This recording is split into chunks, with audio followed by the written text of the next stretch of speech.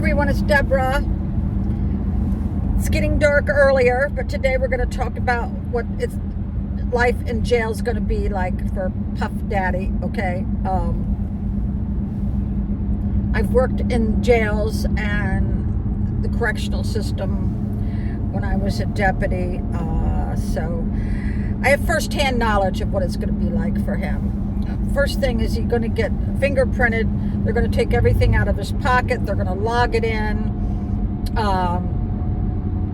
He has to get rid of all his money, anything in his possession. Shit. Here goes a cop with his lights on. Lordy, I don't know what we're going to do. I'm going to have to get over. I guess he's... I have no idea. Hold on. Speak of the devil. He can go up that far right lane, I think. Lordy, lordy, lordy, lordy, lordy. Yeah, he can go up that right lane. Okay. All right, next thing, he's going to be strip search. He's going to have to bend over. They're going to check his mouth. They're going to check his hair. They're going to check everything. They're going to check the bottoms of his feet. They're going to take his clothes. They're going to put his clothes in a locker room. And they're going to look at his clothes for any hidden objects, his shoes especially. And he's going to be given a pillowcase, maybe one sheet, a really flimsy toothbrush, and a little teeny tube of toothpaste. That's it. Now, if he's got money, someone puts it on his commissary. Now they're giving you little iPads. You won't be given any ink pens or anything like that, but you can get an iPad now where you can write letters to people, which is very nice. I actually ran the canteen and got enough money by selling candy bars and the commissary that I bought radios for everybody and TVs and complete workout equipment, which was nice. So if a candy bar cost the jail $25, I would sell it for 52 cents. So yeah, he's not going to get any treats for about a week or two because it takes that long to get you logged into the system and to get money on the books. So yeah, he's going to have to he'll be able to see his attorney. They're pretty lenient about that, attorney visits. And the problem is, if you weren't aware that you were going to be arrested, you don't have anybody in charge of your bank accounts or your financials, he's going to be in dire straits because you've got to have somebody on the outside. You have to have somebody on the outside paying your bills and stuff, because a lot of people will lose their house. They will lose a lot of their assets if you don't pay your bills. The first couple days, it's where you hear a lot of crying, and it's very sad. I used to hear the women like really screaming, especially if they were drunk and they caused death, you know. But the food is going to be terrible, and you're not going to get big meals at all. You're going to get a lot of sandwiches, a lot of peanut butter and jelly and bologna, and the breakfasts are going to be cold. Coffee is going to be, by the time you get it, it could be lukewarm. I remember having a lot of trays thrown at me because the pancakes were cold. So one of the prisoners requested that we heat up the syrup, which was a good suggestion, which we started doing. But getting used to the food is going to be a big change, because if you're used to steak and lobster and whatever, and you're going to go through withdrawal, if you've been drinking a lot of alcohol, you're going to go through DTs, especially if you was on a lot of drugs. I remember when my daughter was in jail, she had someone in her jail that was in her unit or in her room that was going through withdrawal from meth, and you're going to get diarrhea, you're going to be throwing up, and if you got someone in your cell like doing that, it's horrific for everybody. You're going to have to buy Commissary your own paper or whatever. Anything you need, you're going to have money on the books, and that takes a couple weeks. So yeah, it's going to be a big transition. Plus, you're just going to get the jail regulations, and I hopefully he will read them, because that's how people get wrote up and go put in solitary, if you do not read the regulations of how the jail works. You're going to have to, if you're used to sleeping in, you're going to be getting up at 5 a.m. usually. Yeah, you're going to be, your whole circadian rhythm is going to be totally off. That is a big deal. Also, lights.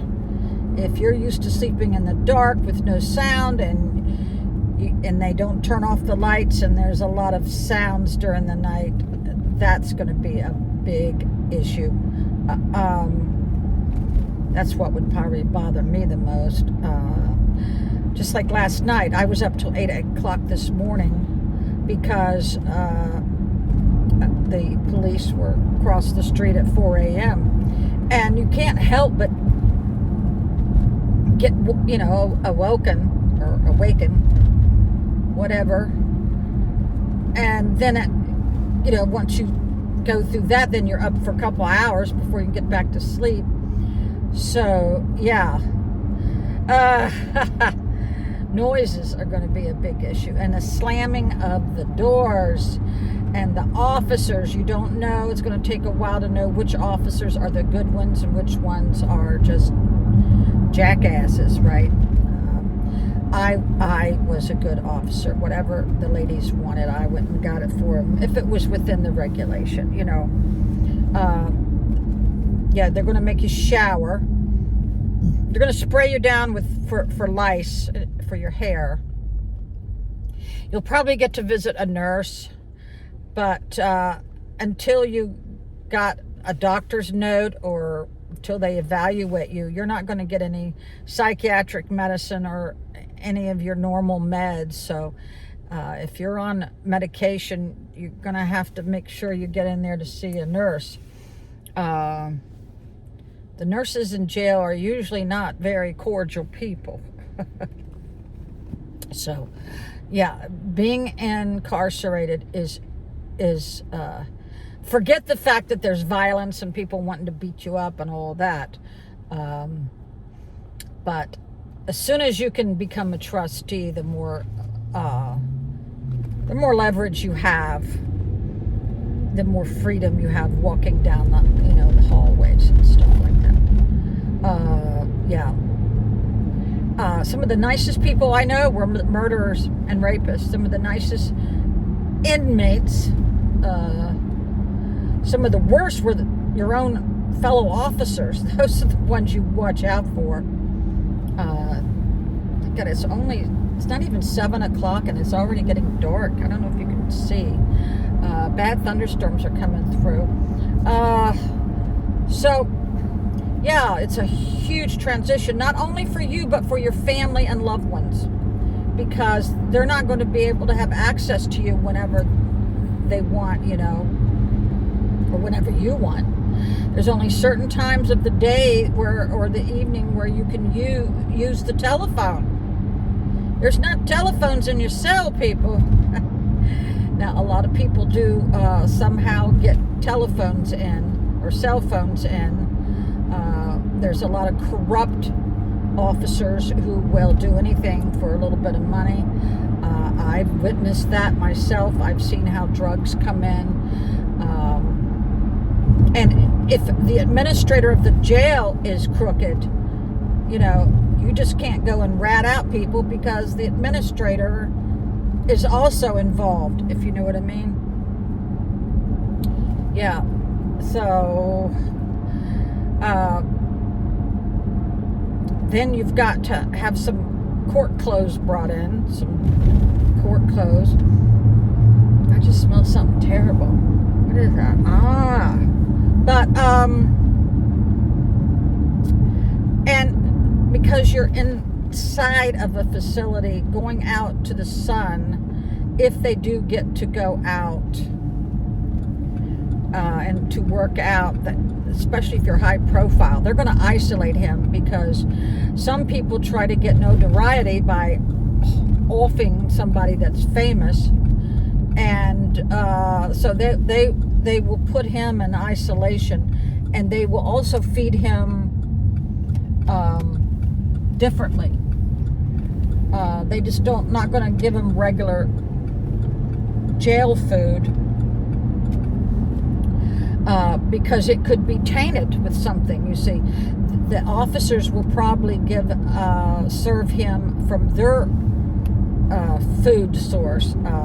That is very common, because somebody in the kitchen may have a hit on somebody, and they will poison the food. So usually when that happens, that the officers will go and get from their source of food to give somebody who's high profile. And just because you're supposed to check on a prisoner like every 25-30 minutes, that's mandatory. If you're on suicide watch, or they even think you're going to be